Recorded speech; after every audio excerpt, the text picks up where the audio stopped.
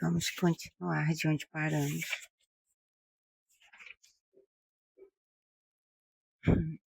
A segunda parte da leitura. Embora alguns possam usar seu talento, profissão, negócio ou indústrias para fins maus ou egoístas, quando uma pessoa é dotada espiritualmente, ela não pode usá-los para outra coisa senão para o bem. Quando estamos realmente cansados do lado sombrio da vida perdão, e quando até mesmo algo do lado bom não nos dá a satisfação prometida, chegamos ao nível em que não é mais uma questão de quão bom ou quão bem-sucedidos seremos,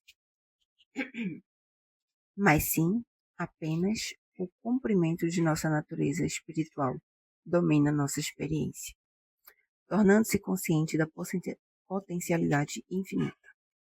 Como nós, seres humanos, nos libertamos daquelas circunstâncias e condições da Terra que nos governam e limitam, e sobre quais parecemos não ter controle.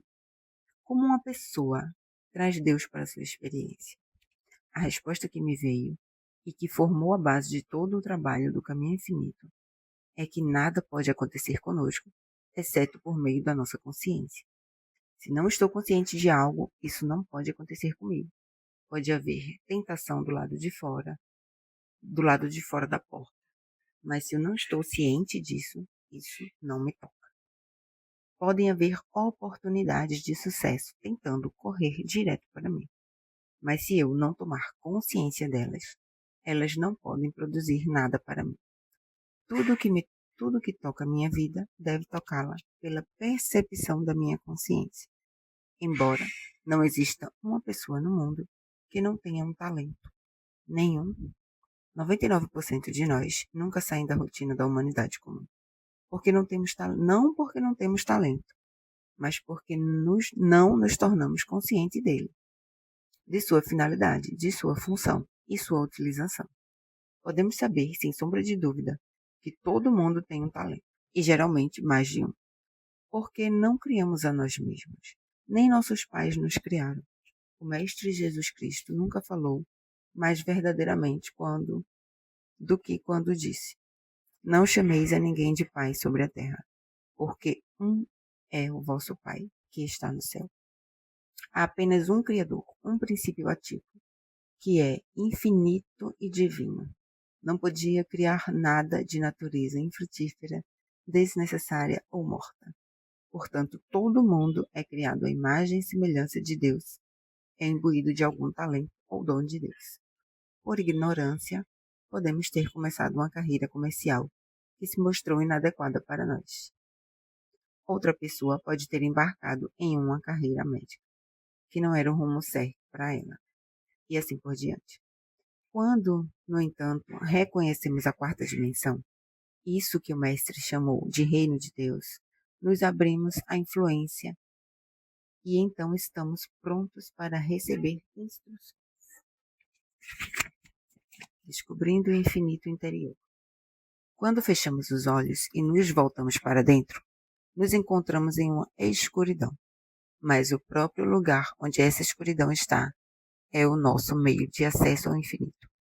Ao reconhecermos isso, estamos prontos para que uma comunicação chegue até nós. Não vem de fora, vem de dentro e não vem de ninguém para nós. Vem do ser de nós para nós. Vem do centro, a circunferência de nós, das profundezas do nosso ser para a superfície desse ser. Realizamos isso ao nos voltarmos para dentro e percebermos: consciência é o que eu sou. E, por intermédio da consciência, tenho acesso ao reino de Deus, ao infinito. Assim, abrimos nossa consciência para que o eu divino, de nós possa entrar. Em nossa humanidade, somos dois: o homem da terra e aquele homem que tem seu ser em Cristo. Nesse momento, é o homem da terra que deseja morrer diariamente para renascer do Espírito e que agora está se voltando para dentro. virtualmente, dizendo: Deus, desconstrói minha humanidade, elimina o senso limitado de mim mesmo, que agora mantenho, dissolve a finitude em mim, apaga essa combinação de bem e mal em mim e consagra-me ao teu eu. Dá-me a pureza que tive contigo desde o princípio. Por meio dessa rendição, estamos nos abrindo para a influência divina, para que ela possa entrar em nossa consciência e nos governar. Quando alcançamos a experiência da meditação, na qual o espírito entra, a partir de então, esse espírito permeia a mente e o coração.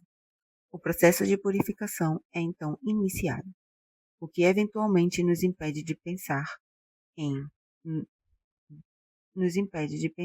em nos beneficiarmos à custa de outra pessoa ou de fazer aos outros algo que não faríamos a nós mesmos. Conosco não é mais uma virtude ou questão de justiça própria.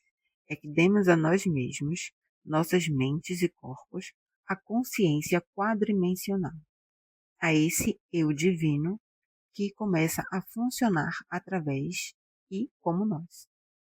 Nenhuma experiência pode ir além da consciência individual.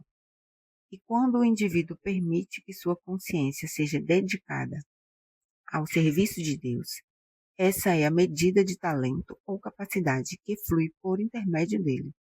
Mesmo se uma pessoa não tivesse conhecimento de nenhum talento em particular, logo descobriria que algum nasceu dele.